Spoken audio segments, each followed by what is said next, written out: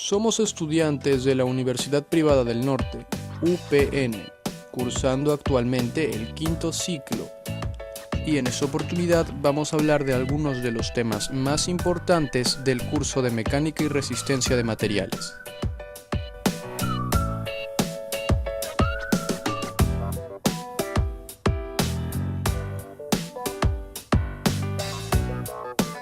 Ahora, yo, el alumno Óscar Espinosa, procederé a hablar sobre el tema de centro de gravedad.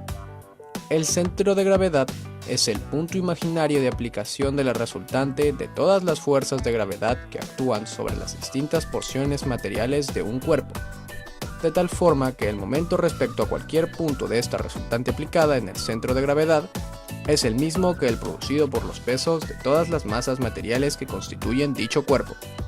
En otras palabras, el centro de gravedad de un cuerpo es el punto respecto al cual las fuerzas que la gravedad ejerce sobre los diferentes puntos materiales que constituyen el cuerpo producen un movimiento resultante nulo. El centro de gravedad de un cuerpo no corresponde necesariamente a un punto material del cuerpo. Así, el centro de gravedad de una esfera hueca está situado dentro de la esfera, la cual no pertenece al cuerpo. El centro de gravedad de un cuerpo depende de la forma del cuerpo y de cómo está distribuida su masa. Una de las principales aplicaciones que tienen los centros de gravedad está en la construcción de edificios. Estos elementos son de mucha importancia, pues nos permiten conocer el comportamiento que tendrá la estructura al estar sometida a distintos factores que no son previstos, como lo son la presión, el viento, choques, etc. Es importante también recalcar que a medida que el centro de gravedad es cercano a la superficie del suelo, mayor será su estabilidad, proporcionando así una mayor seguridad para la estructura. Pero veamos algunos ejemplos que ponen a prueba el centro de gravedad. El primer ejemplo es la torre inclinada de Pisa. Es un buen ejemplo para comenzar. Las preguntas principales son: ¿por qué no se cae, ya que está tan inclinada? En realidad, todo depende de la posición del centro de gravedad. Ahora, la torre se inclina desde su construcción en los años 1200, y desde entonces muchos han sido los intentos de enderezarla, pero es gracias al conocimiento del centro de gravedad que sabemos que su actual inclinación no es un riesgo para la torre.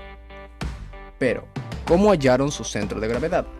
La manera más sencilla de encontrar el centro de gravedad de un objeto es usar sus simetrías. La simetría es un rasgo característico de formas geométricas, sistemas, ecuaciones y otros objetos materiales o entidades abstractas relacionadas con la invariancia bajo ciertas transformaciones, movimientos o intercambios.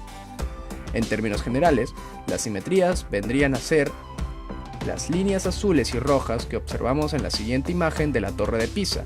Para ello, trazando las diagonales de la torre de forma aproximada, vemos que el centro de gravedad cae más o menos donde indica el punto rojo. Pues, mientras la vertical, línea azul, de ese punto rojo se encuentra dentro de la base de la torre no volcará. Podemos ver que conforme se vaya inclinando, la vertical del centro de gravedad se irá acercando al límite de la base. Pero llevemos esto a casos más extremos. Las torres Kio, por ejemplo, en este caso vemos que el centro de gravedad cae justo sobre la viga vertical, por lo que de no estar cimentada correctamente estaría bastante cerca de caerse. Pero los usos del centro de gravedad no solo aplican a construcciones, sino también a vehículos. Tómese de ejemplo a los veloces autos de Fórmula 1. Estos, al ser cuerpos rígidos de bases amplias y centros de gravedad bajos, consiguen ser más estables y menos propensos a voltearse, con lo que el máximo de velocidad en estas trepidantes carreras no está fijado por el riesgo a volcar, sino por la velocidad máxima alcanzable por el motor mismo, pudiendo alcanzar velocidades de hasta 378 km por hora.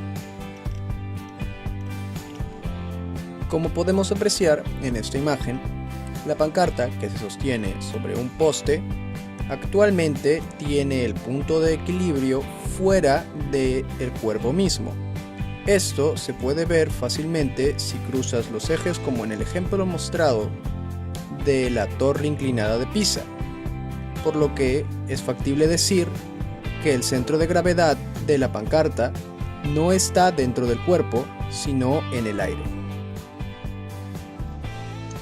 Buen día, soy el estudiante Becerra Tello y explicaré el tema de armaduras. La armadura es una estructura compuesta de elementos esbeltos unidos entre sí en sus puntos extremos. Son usados comúnmente en construcción, mayormente de material de madera o metal. Al realizar el análisis estructural, podemos determinar el equilibrio de estructuras formadas por varias partes unidas entre sí, ya que no solo permitirá determinar o aplicar una fuerza externa a la estructura, sino también permite calcular las fuerzas que mantienen unidas a los componentes de las estructuras denominadas fuerzas internas. Grandes estructuras como edificios, puentes, coliseos, deben resistir enormes fuerzas y momentos debido a su peso y a las cargas externas a las que están sometidas para soportar esas fuerzas y momentos en el campo de la ingeniería. Se diseñan estructuras, armaduras, sean estas de distinto material y tamaño, las mismas que deben soportar los esfuerzos a los que estén sometidos. Las armaduras planas se usan con frecuencia para soportar techos y puentes.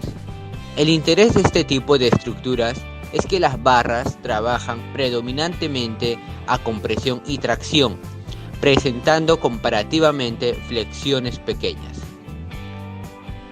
En cuanto a su aplicación, en el cuerpo del avión, un tubo en cuyo interior se sitúan intervalos y una serie de armaduras verticales llamadas cuadernas, que dan forma y rigidez al tubo. El tubo de fuselaje o el revestimiento exterior sí forma parte integral de la estructura, soportando y transmitiendo los esfuerzos a los que está sometido el avión. Para que este revestimiento soporte estas cargas debe ser resistente y por ello estar fabricado de chapa metálica de gran espesor. A mayor espesor, mayor peso. Y es que el fuselaje monocasco, aun siendo más resistente, es más pesado. Es de difícil reparación ante daños y el revestimiento está sometido a esfuerzos combinados de tensión.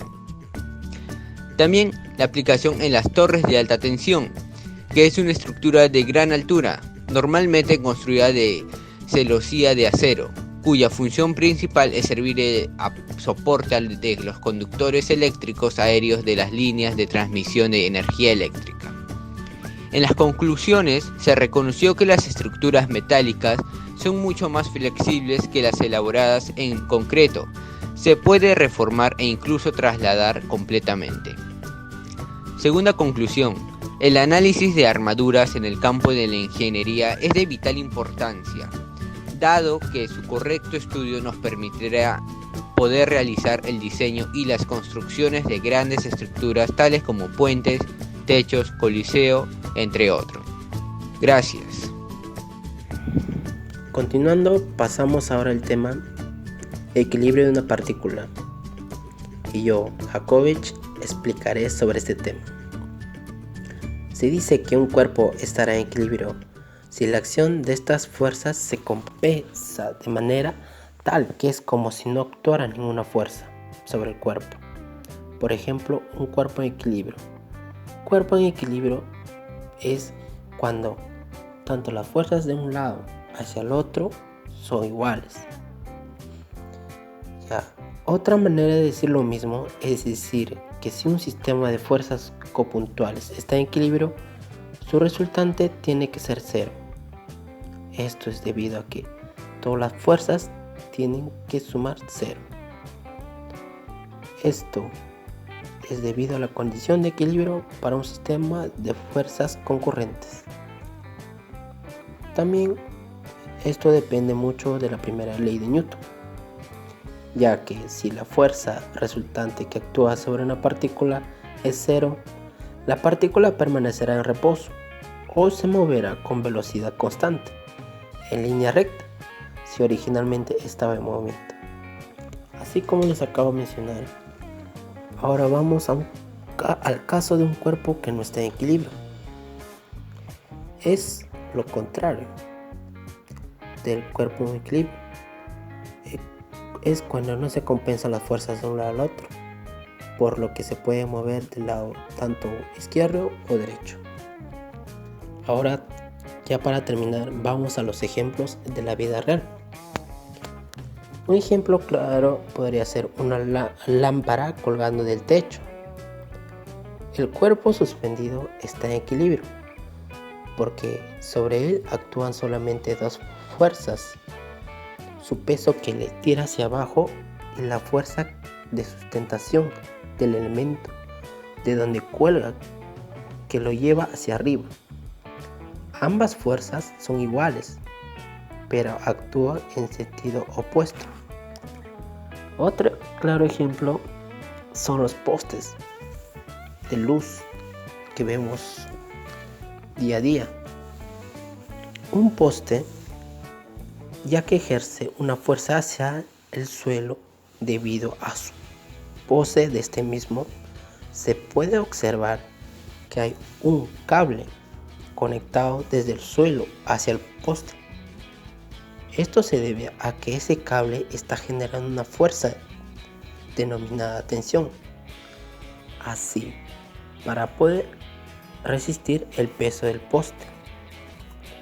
Los cables de luz están tensionados desde arriba del poste. Ya para terminar, otro ejemplo sería a la hora de descargar un objeto pesado que traemos o de un camión, ya que vamos a tener fuerzas por distintos lados, tanto puede ser por lado izquierdo, derecho o hasta en 3 dimensiones, si en caso la requiere. Si en caso que una de esas fuerzas sea menor o mayor que la otra, pueda que el cuerpo va a caer por un lado o que no podamos sacar el objeto, ya que las 3 fuerzas tienen que estar iguales para que así al momento de alzar y descargarlo pueda ser más fácil. Gracias. Bueno, a continuación ahora se hablará del tema momento de inercia. Empezaremos con una breve definición del momento de inercia. El momento de inercia es una medida rotacional de un cuerpo. Cuando un cuerpo gira en torno a uno de los ejes principales de inercia, la inercia rotacional puede ser representada como una magnitud vectorial llamada momento de inercia. La descripción tensorial es necesaria para el análisis de sistemas complejos, por ejemplo, en movimientos giroscópicos. Además, el momento de inercia refleja la distribución de masa de un cuerpo o de un sistema de partículas en rotación respecto a un eje de giro. El momento de inercia solo depende de la geometría del cuerpo y de la posición del eje de giro, pero no depende de las fuerzas que intervienen en el movimiento. Además, desempeña un papel análogo al de la masa inercial en el caso del movimiento rectilíneo y uniforme. Es el valor escalar del momento angular longitudinal de un sólido rígido. Por ejemplo, cuando empujamos algo que se mueve linealmente, solemos decir que tiene mucha inercia. Sin embargo, esto no es de todo correcto, puesto que la inercia es, estrictamente hablando, la resistencia a los cambios en la rotación de un objeto. La inercia puede calcularse mediante el producto de masa por distancia al cuadrado o en caso de tratarse de una densidad constante. Ahora se hablará de aplicaciones en la actualidad del tema momento de inercia. Empecemos con un ejemplo. Viaje en avión. Aunque este vaya a gran velocidad, el café que no es servido permanece en la mesita usada al asiento de adelante, como todo lo demás que está dentro del avión. Otro ejemplo, cinturones de seguridad inerciales. Solamente se traban en caso de que el cuerpo siga en movimiento cuando hay una detención brusca. Otro ejemplo, un ascensor baja desde el 6º piso hasta el primer piso. El ascensor justo antes de abrir las puertas da un pequeño salto antes de frenar completamente. Esto muestra que el ascensor si no fuera por el cable y toda la maquinaria que lo detiene, esto seguiría bajando hasta el estacionamiento, ya que un cuerpo tiende a mantener su movimiento. Otro ejemplo, cuando se empuja un auto que esté en reposo, al principio cuesta trabajo debido a la inercia que se opone al movimiento. Una vez que se piensa a moverse, es más fácil empujarlo, gracias a la inercia que tiene ahora en movimiento. Otro ejemplo, en un trompo que un niño impulsa a gran velocidad para que gire sobre el suelo, y en los bailarines que realizan giros horizontales de 360 apoyándose en un solo pie y ayudándose con los brazos para no perder el equilibrio y la verticalidad. Ahora, unas conclusiones breves. El momento de inercia es una medida de la inercia rotacional de un cuerpo. La inercia es la tendencia de un objeto a permanecer en reposo, a continuar moviéndose en línea recta a la misma velocidad. Otra conclusión, la inercia es la tendencia de un objeto a permanecer en reposo, a continuar moviéndose en línea recta a la misma velocidad. La inercia puede pensarse como una nueva definición de la masa. Otra conclusión, el momento de inercia refleja la distribución de masa de un cuerpo o de un sistema de partículas en rotación respecto a un eje de giro. Hemos llegado al final del video, profesor. Espero que haya sido de su agrado y muchas gracias.